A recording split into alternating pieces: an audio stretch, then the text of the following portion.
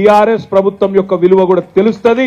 తప్పకుండా తిరిగి అదే ప్రజలు, ఏ ప్రజలైతే మొన్న కొంత ఏమరపాటుతోని కొంత వాళ్ళు ఇచ్చిన మోసపూరిత హామీలు నమ్మి మోసపోయినారో వాళ్ళు నిజం తెలుసుకోవడానికి కూడా ఎక్కువ టైం పట్టదు.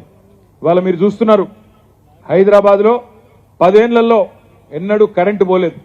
మరి ఈరోజు చిన్న పిల్లల బర్త్డే పార్టీల్లో కూడా ఒక అర్ధగంట కరెంటు పోగానే పిల్లలే అంటున్నారు కాంగ్రెస్ కాంగ్రెస్ అంటున్నారు. కరెంటు పోగానే కాంగ్రెస్ కాంగ్రెస్ అని మాట్లాడుతున్నారు. నాకంటే బాగా మీకే తెలుసు. పోతుందా కరెంటు? పోతున్నది కరెంటు. చూడండి, ఒక 60 రోజుల్లో ఎంతమంది బాధపడుతున్నారు ఒక్కసారి చూడండి. గ్రామాలలో కూడా మీరు చూస్తే రైతులు కొంతమంది పాపం వీళ్ళు చెప్పిన మాటలు నాగమైంది. ఈ ముఖ్యమంత్రి రేవంత్ రెడ్డి గారు ఆనాడు ప్రదేశ్ కాంగ్రెస్ కమిటీ అధ్యక్షుడిగా, కాంగ్రెస్ పార్టీ అధ్యక్షుడిగా ఏం చెప్పిండు ఒకసారి గుర్తు తెచ్చుకోండి.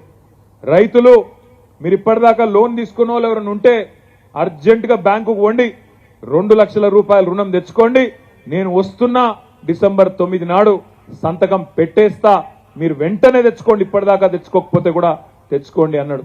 మనం ఇవాళ వాళ్ళని విమర్శ చేస్తలేం, తిడతలేము, తొందర పడతలేం. మా కృష్ణారావు గారు అన్నది కరెక్టు.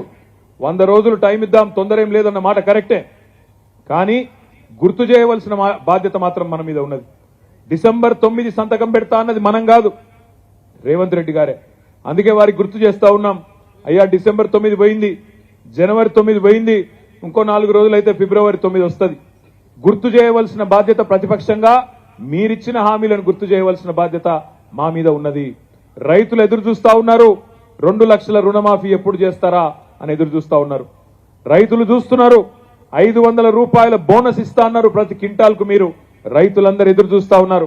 యాసంగి పంట, ఎండాకాలం పంట కోతలు కాగానే రైతులు ఎదురు చూస్తారు. 500 రూపాయల బోనస్ క్వింటాల్కు ఇచ్చి తీరుతామని మీరు ఏదైతే చెప్పినారో చేయాలని చెప్పి నేను గుర్తు చేస్తా ఉన్నా.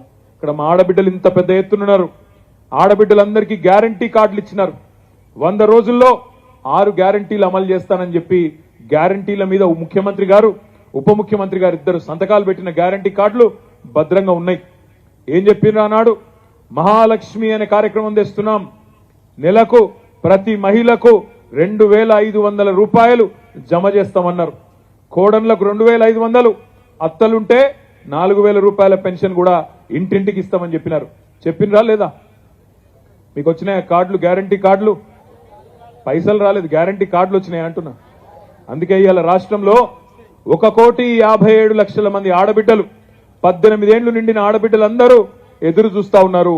ఎప్పుడు చాలు అవుతుంది మహాలక్ష్మి పథకం 100 రోజుల్లో, ఎప్పుడు 2500 రూపాయలు మా ఖాతాల్లో వేస్తారని చెప్పి ఆడబిడ్డలందరూ ఎదురు చూస్తా ఉన్నారు. అందుకే నేను విమర్శ చేస్తలేను, ప్రభుత్వానికి గుర్తు చేస్తా ఉన్నా.